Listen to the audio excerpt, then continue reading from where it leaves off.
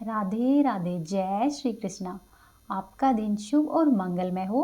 मार्गशीर्ष मास की कथाओं को सुनने वाले आप सभी भक्तजनों पर श्री राधा रानी और कान्हा जी अपनी कृपा सदा सर्वदा बनाकर रखे। आज के इस वीडियो में आप सुनेंगे मार्गशीर्ष मास के 5वें दिन की कथा, लेकिन उससे पहले आप सुनेंगे कान्हा जी के एक अंग्रेज भक्त की कथा। इसमें आप जानेंगे कि केवल एक बार ही सच्चे मन से पुकारने पर कान्हा जी अपने भक्त की लाज रखने के लिए दौड़े दौड़े चले आए और साथ ही भक्त ने भी प्रेम के वशीभूत होकर अपना संपूर्ण जीवन कान्हा जी को समर्पित कर दिया। बात उस समय की है जब भारत में अंग्रेजों का शासन था। उस समय एक बार एक महान संत बिहार की यात्रा पर गए। मार्ग में उन्होंने एक अंग्रेज व्यक्ति को सन्यासी के कपड़ों में देखा। यह देखकर उन्हें बहुत आश्चर्य हुआ। वे महात्मा उनके पास गए और जाकर पूछा कि श्रीमान, आपने यह सन्यासियों का वेश क्यों धारण किया हुआ है? ऐसा पूछते ही उस अंग्रेज व्यक्ति की आंखों से अश्रुधारा बहने लगी। स्वामी जी ने उनसे पूछा कि क्या बात है, आप क्यों रोते हो? तब वह अंग्रेज बोला कि मेरा बहुत सा समय यूं ही व्यर्थ हो गया। मेरा जन्म भारत में नहीं हुआ, इसका मुझे बहुत अफसोस है। आगे उस अंग्रेज ने बताया कि उसके जीवन में जो परिवर्तन आया है वह उस पर भगवान की एक विशेष कृपा है। तब स्वामी जी ने पूछा कि ऐसी क्या बात है, क्या आप हमें बता सकते हैं कि आपके जीवन में ऐसी कौन सी घटना हुई जिसकी वजह से आपका पूरा जीवन बदल गया है? तब उस अंग्रेज ने बताया कि मैं एक इंजीनियर था। मुझे इंग्लैंड से बिहार में एक बांध बनाने के लिए बुलाया गया था। उस बांध को बनाने की पूरी जिम्मेदारी मेरे ऊपर थी। मैंने यहाँ पर आकर उस बांध को बनाने का काम शुरू किया। धीरे धीरे बांध बनने लगा और वह बांध अभी कमजोर ही था कि एक दिन बहुत जोर से मूसलाधार बारिश होने लगी। वह बारिश इतनी तेज थी कि उसे देखकर मैं भयभीत हो गया। मुझे लगने लगा कि कहीं यह बांध बारिश के पानी के वेग से टूट नहीं जाए। अगर यह बांध टूट गया तो मेरे साथ साथ इंग्लैंड सरकार का नाम भी खराब होगा और देश के नाम पर धब्बा लगेगा कि वहाँ के लोग ठीक से कार्य नहीं करते हैं। बांध का निरीक्षण करने के लिए मैंने उसी बारिश में बांध पर जाने का फैसला किया। बारिश रुकने का नाम ही नहीं ले रही थी और बांध में भी दरारें दिखाई देने लगी। उन दरारों को देखकर मेरा मन व्याकुल हो उठा। मैं सोच रहा था कि यदि यह बांध टूट जाएगा तो मैं भी इस बांध के साथ ही बह जाऊंगा और अपने प्राणों को त्याग दूंगा। यह सोचकर मैं उस बांध की तरफ बढ़ा। मार्ग में मैंने कुछ मजदूरों को एक छोटे से छप्पर में बैठे हुए देखा। वे सभी मजदूर एक छोटी सी मूर्ति के पास बैठकर बहुत ही मस्ती में भजन गा रहे थे। मैं उनके पास गया और उनसे पूछने लगा कि आप लोग ये क्या कर रहे हो? तब उन मजदूरों ने बताया कि ये हमारे भगवान श्री कृष्ण और श्री राधा रानी है। हम लोग इनसे प्रार्थना करते हैं और ये हमारी प्रार्थना सुनकर हमारे दुखों को दूर करते हैं। तब मैंने उन मजदूरों से पूछा कि क्या ये मेरा दुख भी दूर कर सकेंगे? तब मजदूर बोले कि ये सभी का दुख दूर करते हैं। ये तो हम सब के पालनहार हैं। इनका तो काम है जो दुखी मनुष्य है उनको सुखी करना। यदि आप हाथ जोड़कर इनसे प्रार्थना करेंगे तो ये आपकी पुकार अवश्य सुनेंगे। तब मैंने कहा कि मुझे तो प्रार्थना करने ही नहीं आती, इसीलिए आप सब लोग मेरी तरफ से इनसे प्रार्थना कीजिए और कहिए कि यह बांध नहीं टूटे। अगर यह बांध बारिश में टूट गया तो मैं जी नहीं पाऊंगा। तब वे सभी मजदूर बोले कि हम भी प्रार्थना करते हैं और आप भी एक बार प्रार्थना करके देखिए और इन पर विश्वास रखिए। तब मैंने अपनी आंखें बंद की और भगवान श्री कृष्ण और राधा रानी जी से प्रार्थना करने लगा। थोड़ी देर बाद जब मैं सत्संग पूरा हुआ तब उन मजदूरों ने मुझसे कहा कि आप बिल्कुल चिंता मत कीजिए, भगवान सब कुछ भला करेंगे। मजदूरों की बातें सुनकर मुझे कुछ हद तक तसल्ली मिली, लेकिन कुछ देर के बाद जब मैंने देखा कि शाम होने लगी थी और अब तो बारिश पहले से भी और अधिक तेज हो गई। ऐसी भीषण बारिश को देखकर मेरा दिल बैठा जा रहा था। इस बार मैंने पक्का निर्णय कर लिया कि यदि अब बांध टूटने ही वाला है तो मैं भी इस बांध के साथ ही बह जाऊंगा और इसके साथ मेरा अंत भी हो जाएगा। ऐसा सोचकर मैं उस घनघोर बारिश में उस बांध के ऊपर चढ़ गया और बांध के बीच में जाकर खड़ा हो गया। कुछ ही देर बाद मैंने देखा कि बांध के नीचे दो छोटे छोटे बालक मिट्टी से खेल रहे हैं। उन्हें इस प्रकार से खेलता हुआ देखकर मुझे बहुत आश्चर्य हुआ। उनमें से एक बालक गोरा था और एक बालक सांवला था। सांवले बालक ने मोर मुकुट पहना हुआ था। मैंने उन दोनों बालकों को जोर जोर से चिल्ला चिल्ला कर कहा कि बालकों, यहाँ से चले जाओ, बांध में पानी बढ़ रहा है, यह बांध टूटने वाला है, वरना तुम दोनों बह जाओगे। लेकिन उन दोनों बालकों ने मेरी एक भी बात नहीं सुनी। वे दोनों तो मिट्टी उठा उठाकर बांध की दरारों में भर रहे थे। मैंने बार बार चिल्लाकर उन दोनों बालकों को वहां से जाने के लिए कहा, लेकिन वे दोनों बालक मेरी बातों पर ध्यान नहीं दे रहे थे। वे केवल मिट्टी भरते जा रहे थे।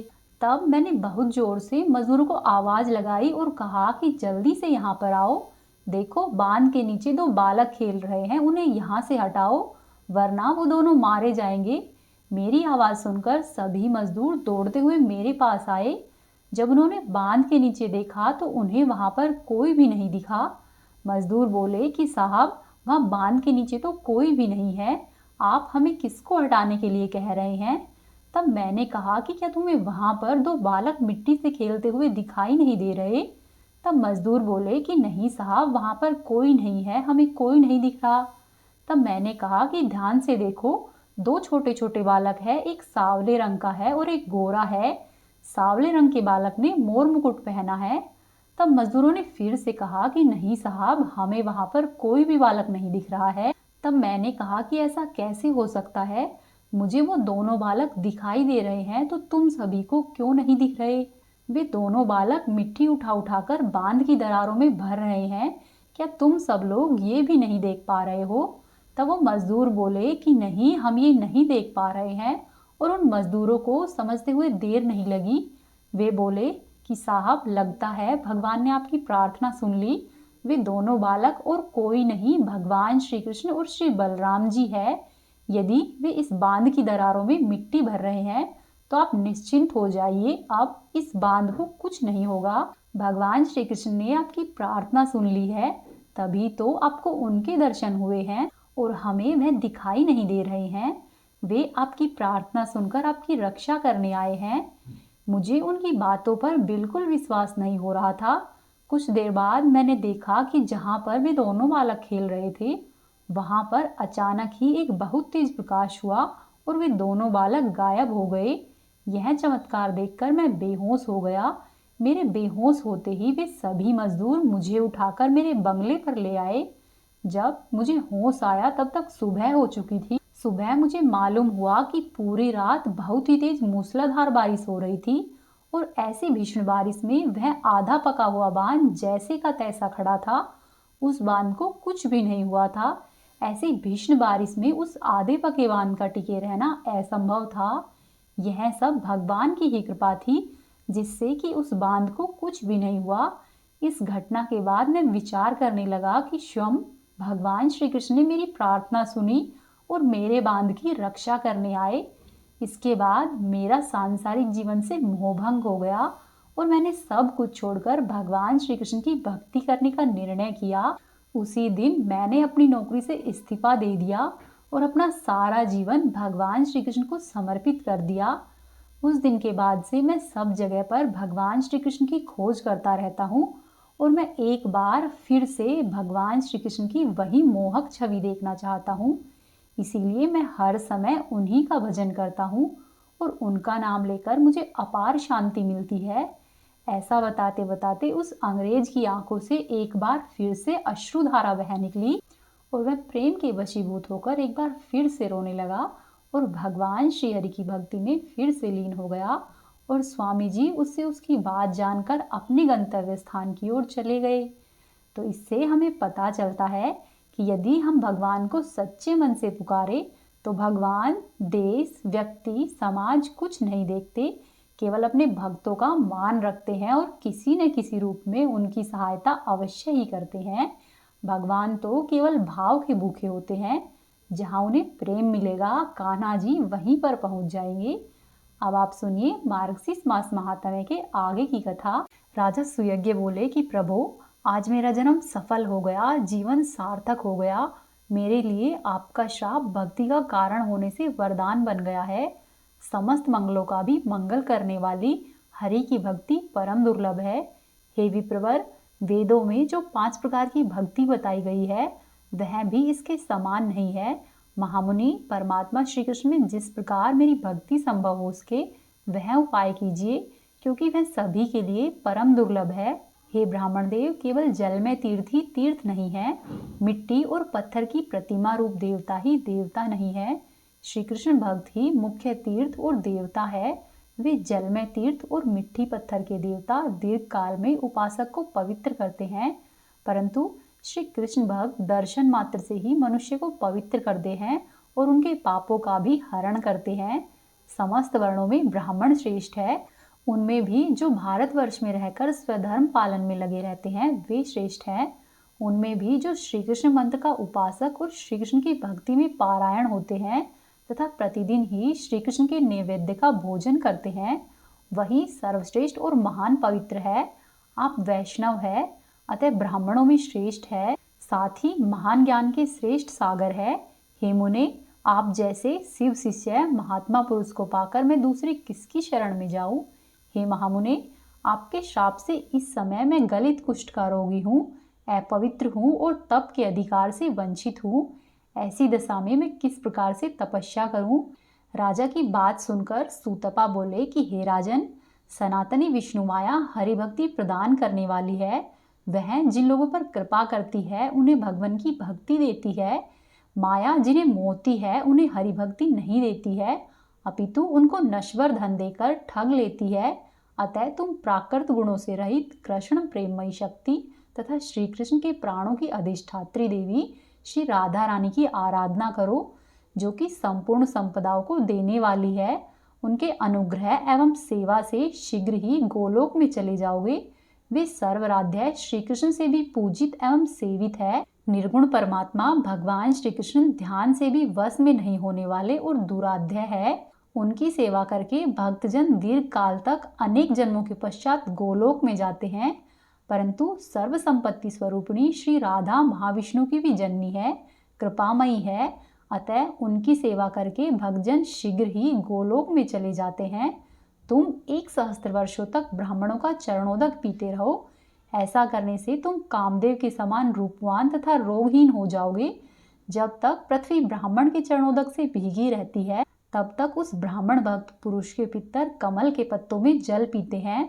पृथ्वी पर जो जो तीर्थ है वे सब समुद्रों में भी है, और समुद्रों में जो तीर्थ है वे सब ब्राह्मणों के चरणों में है। ब्राह्मणों का चरणोदक पापों तथा रोगों का विनाश करने वाला है। वह संपूर्ण तीर्थों के जल के समान भोग तथा मोक्ष देने वाला और शुभ है। ब्राह्मण मनुष्य के रूप में साक्षात देवाधिदेव जनार्दन है। ब्राह्मण के दिव्य पदार्थ को सभी देवता भोग लगाते हैं। ऐसा कहकर ब्राह्मण सूतपा राजा सुयज्ञ के सत्कार को ग्रहण करके अपने घर पर चले गए। जाते जाते यह कहकर गए कि हे राजन, मैं 1 वर्ष के बाद फिर से आऊँगा। हे शिवे, फिर राजा प्रतिदिन ही भक्ति भाव से ब्राह्मण के चरणोदक का पान करने लगा। उन्होंने 1 वर्ष तक ब्राह्मणों की पूजा की और उन्हें भोजन कराया। वर्ष बीतते बीतते राजा रोग और व्याधि से मुक्त हो गया। फिर कश्यप कुल के अग्रणी मुनिश्रेष्ठ सूतपा वहां पर आए। उन्होंने श्री राधा की पूजा का विधान, श्रोत, कवच और मंत्र का राजा सुयज्ञ को उपदेश दिया। उन्होंने कहा कि हे राजन, शीघ्र ही घर को छोड़कर निकल जाओ। ऐसा कहकर मुनि तो तपस्या करने के लिए चले गए और राजा तुरंत ही घर को छोड़कर दुर्गम वन में चले गए। राजा की चारों रानियों ने अपने प्राण त्याग दिए और उनका पुत्र राजा हुआ। सुयज्ञ ने पुष्कर में जाकर दुष्कर तपस्या की। उन्होंने 100 दिव्य वर्षों तक श्री राधा के उत्कृष्ट मंत्र का जाप किया। तब उन्होंने आकाश में रथ पर बैठी हुई परमेश्वरी श्री राधा के दर्शन किए। उनके दर्शन मात्र से राजा के सारे पाप और ताप दूर हो गए। राजा ने मनुष्य देह त्याग दी और दिव्य रूप धारण कर लिया। देवी श्री राधा उस रतेंद्र निर्मित विमान द्वारा राजा को अपने साथ में लेकर गोलोक आ गई। राजा ने विरजा नदी तथा मनोहर शतशृंग पर्वत से घिरे हुए श्री वृंदावन से युक्त तथा रासमंडल से मंडित गोलोक का दर्शन किया। वह धाम गायों, गोपियों और गोप समूह से सेवित तथा रतेंद्र सार से निर्मित अत्यंत ही मनोहर भवनों द्वारा सुशोभित हो रहा था। भांति भांति के चित्र विचित्र दृश्य उसकी शोभा बढ़ाते थे। वह कल्पवृक्ष युक्त 37 उपवनों से शोभायमान था। उस उपवनों में परिजात के वृक्ष भरे हुए थे। सारा गोलोक कामधेनुओं से आवेष्टित था। आकाश की ही भांति विपुल विस्तार से युक्त तथा चंद्रमंडल के समान गोलाकार था। वैकुंठ से 50 करोड़ योजन ऊपर वह शून्य में बिना किसी आधार के स्थित है और भगवान की इच्छा से सुस्थिर है। हे देवी, उसके दर्शन हम लोगों के लिए भी परम दुर्लभ है। मैं नारायण, अनंत, ब्रह्मा, विष्णु, महाविराट, धर्म, शुद्र विराट, गंगा, लक्ष्मी, सरस्वती और हे पार्वती तुम स्वयं, साथ ही विष्णु माया, सावित्री, तुलसी, गणेश, सनत कुमार, स्कंद, नर, नारायण ऋषि, कपिल, दक्षिणा, यज्ञ, ब्रह्मपुत्र, चंद्रमा, सूर्य, रुद्र, अग्नि तथा कृष्ण मंत्र के उपासक भारतीय वैष्णव, इन सब ने ही गोलोक को देखा है। दूसरों ने इसे कभी भी नहीं देखा। उस गोलोक धाम में श्याम सुंदर श्री कृष्ण निरामय रत्न सिंहासन पर विराजित है। रत्नों के हार, किरीट तथा रत्नमय भूषणों से वे विभूषित है। अग्नि शुद्ध, अत्यंत ही निर्मल, चिन्मय पीतांबर उनके श्रीअंगों की शोभा बढ़ाता है। उनके सारे अंग चंदन से चर्चित है। वे किशोर गोप बालक के रूप में दिखाई देते हैं। नूतन जलधर के समान श्याम कांति और श्वेत कमल के समान नेत्र और उनके मुख पर शरद पूर्णिमा के चंद्रमा की तरह मुस्कान फैली है। मनोहर आकृति है, 2 भुजाएं और हाथों में मुरली, यही उनके रूप की झांकी है। भक्तों पर अनुग्रह करने के लिए वे दिव्य विग्रह धारण करते हैं। श्री कृष्ण परम स्वतंत्र, प्रकृति से परे पर ब्रह्म स्वरूप निर्गुण परमात्मा है। ध्यान से भी वे वश में आने वाले नहीं है। उनकी आराधना बहुत कठिन है, इसीलिए वे परम दुर्लभ है। उनके प्रिय सखा 12 ग्वाल बाल सफेद चवरलिए उनकी सेवा करते हैं। रासमंडल के मध्य भाग में परात्पर पुरुष श्री कृष्ण के राजा सुयज्ञ ने इसी रूप में दर्शन किए। श्री राधा ने ही वहां उन्हें अपने प्राणवल्लभ के दर्शन कराए थे। चारों वेद मनोहर मूर्ति धारण करके उनके दर्शन करते थे। राग रागिनियां भी मूर्तिमान होकर वाद्य यंत्र और मुख से उन्हें अत्यंत ही मनोहर संगीत सुनाती थी। हे शिवे, नित्य सनातनी प्रकृति के साथ तुम भी सदा ही उनके चरणों की सेवा करती हो।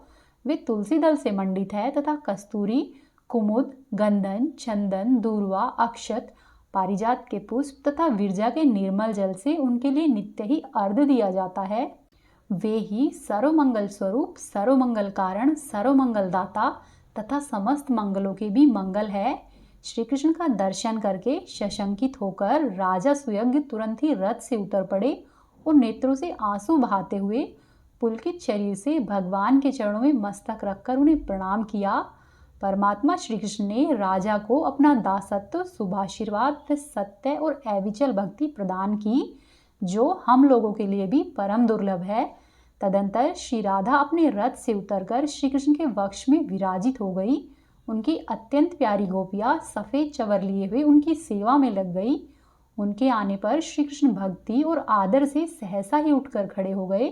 उन्होंने मंद मंद मुस्कान के साथ श्री राधा के साथ वार्तालाप की और उनका सम्मान किया। प्राचीन काल के वे वेदवता विद्वान वेदों के कहे अनुसार पहले राधा का नाम उच्चारण करके पीछे पीछे कृष्ण या माधव कहते हैं। जो इसके विपरीत उच्चारण करते हैं या प्रेममयी शक्ति श्री राधा की निंदा करते हैं, वे चंद्रमा तथा सूर्य की स्थिति पर्यंत कालसूत्र नामक नरक में यातना भोगते हैं। तत्पश्चात 100 वर्षों तक स्त्री और पुत्र से रहित होकर रोगी होते हैं। फिर आगे श्री महादेव जी कहते हैं कि हे पार्वती, मैंने तुम्हें राजा सुयज्ञ के श्री राधा की कृपा पाने की पूरी बात विस्तार में कह सुनाई है। अब और तुम क्या सुनना चाहती हो? तब पार्वती जी बोली कि हे प्रभु, अब मैं श्री राधा जी का स्रोत सुनना चाहती हूँ। आप कृपया करके मुझे वह सुनाइए। तब महादेव जी बोले कि एक बार श्री राधा जी मान करके श्री कृष्ण के समीप से अंतर्ध्यान हो गई। तब ब्रह्मा, विष्णु और शिव आदि सब देवता ऐश्वर्य भ्रष्ट, श्रीहीन, भार्या रहित तथा उपद्रवग्रस्त हो गए। इस परिस्थिति पर विचार करके उन सब ने भगवान श्री कृष्ण की शरण ली। उनके स्रोत से संतुष्ट हुए सबके परमात्मा श्री कृष्ण ने स्नान करके शुद्ध हो सती राधिका की पूजा करके उनका इस प्रकार से स्तवन किया। श्री कृष्ण बोले कि हे सुमुखी राधे, क्या मैं इसी प्रकार तुम्हारा प्रिय हूँ और मुझ में तुम्हारी प्रीति है? तुम्हारी वाणी जो छलना थी वह आज अच्छी तरह से प्रकट हो गई है। हे कृष्ण, तुम मेरे प्राण प्रिय हो, जीवात्मा हो। तुम इसी तरह की बातें कहती थी जो तुम नित्य ही निरंतर प्रेम पूर्वक कहा करती थी, वे अब तत्काल ही कहाँ पर चली गई।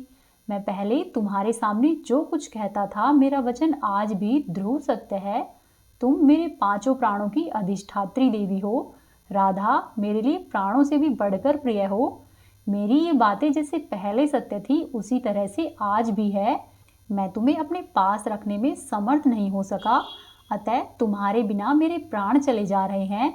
अधिष्ठात्री देवी के बिना कौन और कहाँ पर जीवित रह सकता है। तुम महाविष्णु की माता, मूल प्रकृति ईश्वरी हो। अपनी कला से तुम सर्वगुण रूप में प्रकट होती हो। क्षम तो हो ही, ज्योतिपुंज भी तुम्हारा ही स्वरूप है। तुम वास्तव में निराकार हो। भक्तों पर अनुग्रह करने के लिए ही तुम रूप धारण करती हो। भक्तों की विभिन्न रुचि के कारण नाना प्रकार की मूर्तियां ग्रहण करती हो। वैकुंठ में महालक्ष्मी और सरस्वती के रूप में तुम्हारा ही निवास है। पुण्यक्षेत्र भारतवर्ष में सत्पुरुषों की जननी भी तुम ही हो। सती और पार्वती के रूप में तुम्हारा ही प्राकट्य हुआ है। तुम्ही पुण्य रूपा तुलसी और पुण्य पाविनी गंगा हो।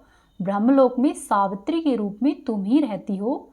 तुम ही अपनी कला से वसुंधरा हुई हो। गोलोक में तुम ही समस्त गोपालों की अधिष्ठात्री देवी राधा हो। तुम्हारे बिना मैं निर्जीव हूँ, किसी भी कर्म को करने में असमर्थ हूँ। तुम्हें ही शक्ति के रूप में पाकर शिव शक्तिमान हुए हैं। तुम्हारे बिना वे शिव नहीं, सब है। तुम्हें वे वेदमाता सावित्री के रूप में अपने साथ पाकर साक्षात ब्रह्मा जी वेदों के प्राकट्यकर्ता माने गए हैं। तुम लक्ष्मी का सहयोग मिलने से ही जगत पालक नारायण जगत का पालन करते हैं। तुम दक्षिणा रूप से साथ रहती हो, इसीलिए यज्ञ फल देते हैं। पृथ्वी के रूप में तुम्हें मस्तक पर धारण करके ही शेषनाग सृष्टि का संरक्षण करते हैं। गंगाधर शिव तुम्हें ही गंगा के रूप में अपने मस्तक पर धारण करते हैं। तुमसे ही सारा जगत शक्तिमान है। तुम्हारे बिना सब कुछ मृतक के तुल्य है। तुम वाणी हो, तुम्हें पाकर ही सब लोग वक्ता बनते हैं। तुम्हारे बिना पौराणिक सूत भी मूक हो जाता है। जैसे कुम्हार सदा ही मिट्टी के सहयोग से घड़ा बनाने में समर्थ होता है, उसी प्रकार से तुम प्रकृति देवी के साथ मैं सृष्टि की रचना करने में सफल होता हूँ। तुम्हारे बिना मैं सर्वत्र जड़ हूँ, कहीं भी शक्तिमान नहीं हूँ। तुम शक्ति स्वरूपा हो, मेरे निकट आओ। अग्नि में तुम ही दाह शक्ति हो। तुम्हारे बिना अग्नि दाह कर्म में समर्थ नहीं है। चंद्रमा में तुम ही शोभा बनकर रहती हो। तुम्हारे बिना चंद्रमा सुंदर नहीं लगेगा। सूर्य में तुम ही प्रभा हो। तुम्हारे बिना सूर्यदेव प्रभापूर्ण नहीं रह सकेंगे। प्रिय, तुम ही रति हो। तुम्हारे बिना कामदेव कामिनियों के प्राणवल्लभा नहीं हो सकते। इस प्रकार श्री राधा की स्तुति करके जगत प्रभु श्री कृष्ण ने उन्हें प्राप्त किया। फिर तो सभी देवता शैस्त्री, शस्त्रीक और शक्ति संपन्न हो गए। गिरिराज नंदिनी तदंतर सारा जगत सहस्त्रीक हो गया। श्री राधा की कृपा से गोलोक गोपांगनाओं से परिपूर्ण हो गया। इसी प्रकार हरिप्रिया श्री राधा की स्तुति करके राजा सुयज्ञ गोलोक धाम में चले गए। जो मनुष्य श्री कृष्ण के द्वारा किए गए इस राधा स्रोत का पाठ करता है, वह श्री कृष्ण की भक्ति और दास्य भाव को प्राप्त करता है, इसमें संशय नहीं है। स्त्री से वियोग होने पर जो पवित्र भाव से 1 मास तक इसका श्रवण करता है, वह शीघ्र ही सती, सुंदरी और सुशीला स्त्री को प्राप्त कर लेता है। जो भार्या और सौभाग्य से हीन है, वह मनुष्य यदि 1 वर्ष तक इस श्रोत का पाठ करे या इसका श्रवण करे, तो उसे भी शीघ्र ही सुंदरी, सुशीला एवं सती भार्या की प्राप्ति होती है। पार्वती, पूर्व काल में जब दक्ष की कन्या सती की मृत्यु हो गई थी, तब परमात्मा श्री कृष्ण की आज्ञा पाकर मैंने इसी स्रोत से श्री राधा की स्तुति की और तुम्हें पा लिया। पूर्व काल में ब्रह्मा जी को भी इसी स्रोत के प्रभाव से सावित्री की प्राप्ति हुई थी। पूर्व काल में दुर्वासा के श्राप से जब देवतागण श्रीहीन हो गए थे, तब इसी स्रोत से श्री राधा की स्तुति करके उन्होंने परम दुर्लभ लक्ष्मी की प्राप्ति की थी। पुत्र की इच्छा करने वाला पुरुष यदि 1 वर्ष तक इस स्रोत का श्रवण करे तो उसे पुत्र प्राप्त हो जाता है। इस स्रोत के प्रसाद से मनुष्य बड़ी बड़ी व्याधियों एवं रोगों से मुक्त हो जाता है। जो कार्तिक की पूर्णिमा को श्री राधा का पूजन करके इस स्रोत का पाठ करता है, वह मनुष्य अविचल लक्ष्मी को पाता है तथा राजसूय यज्ञ के फल का भोगी होता है। यदि नारी स्रोत का श्रवण करे तो वह पति के सौभाग्य से संपन्न होती है। जो भक्ति पूर्वक इस स्रोत को सुनता है वह निश्चय ही बंध से मुक्त हो जाता है। जो प्रतिदिन भक्ति भाव से श्री राधा की पूजा करके प्रेम पूर्वक इस स्रोत का पाठ करता है वह मनुष्य भवबंधन से मुक्त होकर गोलोक धाम में जाता है। इससे आगे की कथा सुनने के लिए आप चैनल को सब्सक्राइब कर लीजिए, वीडियो को लाइक कीजिए और वीडियो को शेयर कीजिए और इसी तरह से अपना सहयोग बनाकर रखिए। आपके प्रेम और आशीर्वाद के लिए बहुत बहुत धन्यवाद। हरे कृष्णा।